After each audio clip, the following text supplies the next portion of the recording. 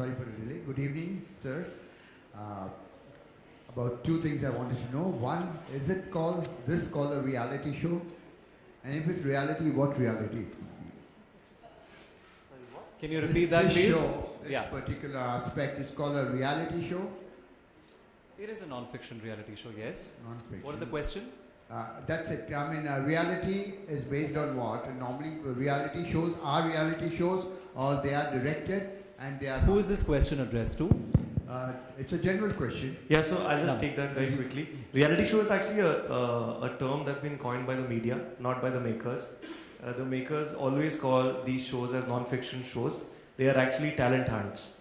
So we don't call them reality shows. Reality show is a loose term that has been coined by the media, and maybe it's percolated down to the audience.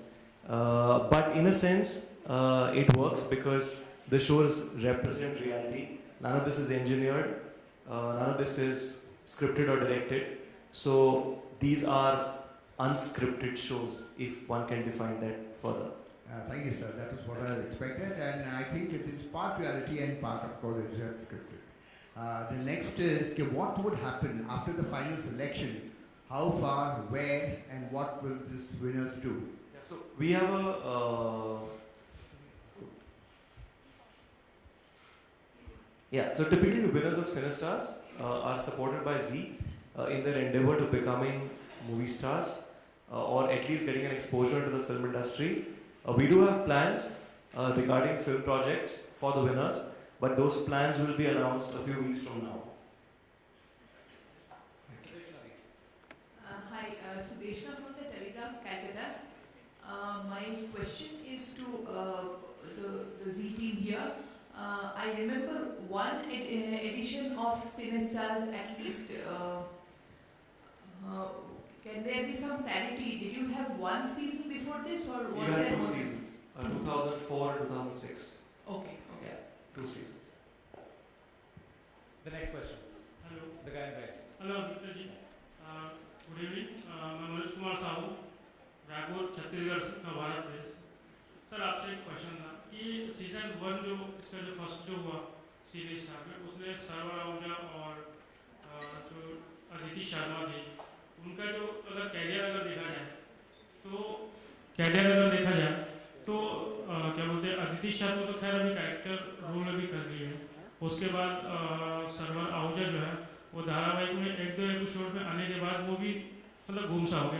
तो अभी season 2 में किस प्रकार से मतलब आगे और कितना परफॉर्मेंस दे पाएंगे, और सीजन 2 कहाँ तक प्रतिभागियों के लिए बेस्ट होगा?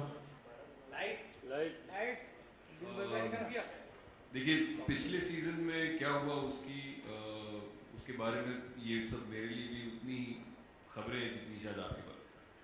मुझे लगता है कि आज हम जिस शो की बातें कर रहे हैं, उम्मीद ये है कि जैसा उन्होंने कहा कि कुछ एक अनाउंसमेंट होगी।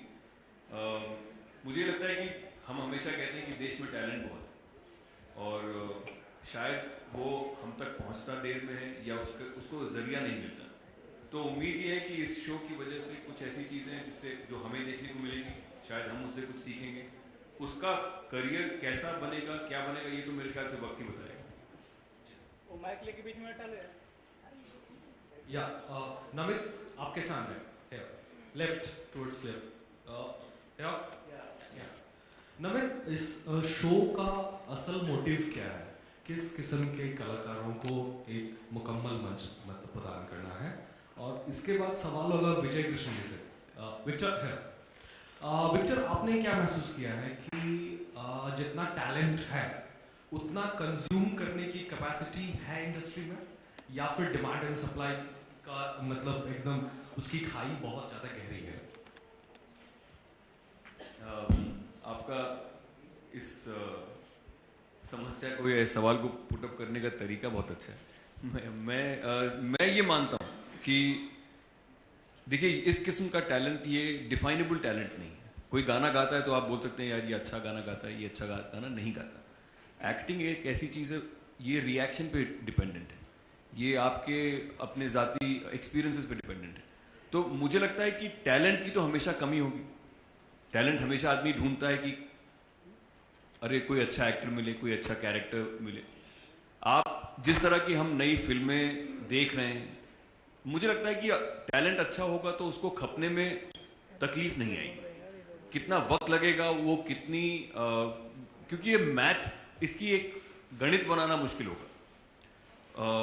मुझे लगता है कि इस तरह की चीज़ें जब तक ये एक्सपेरिमेंट थोड़ा सा सफल ना हो और दुनिया के सामने एक अच्छे रूप में ना आए, तब तक हम इस सवाल का कोई कॉन्क्रीट जवाब देना आज मुश्किल है।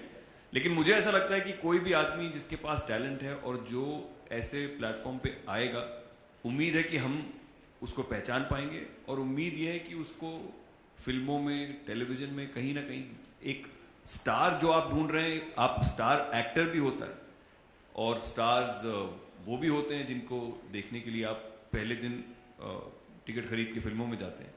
तो I think we should try and find a good talent pool of actors and hopefully they will find their place.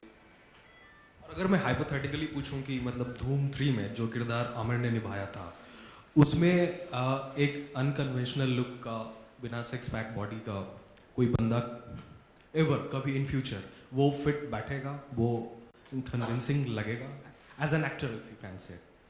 I think Dhoom will always, from this point on, Dhoom will always require an actor of a certain standing. I think even in Dhoom 2, I think Hrithik, Abhishek, I think they're very very fine actors. लेकिन जब भी हम इस किस्म की film की बात करते हैं, conventional and unconventional, I think, are things which also change with time. Hopefully, by the time the next Dhoom comes, maybe it will be very unconventional. Who the hell knows?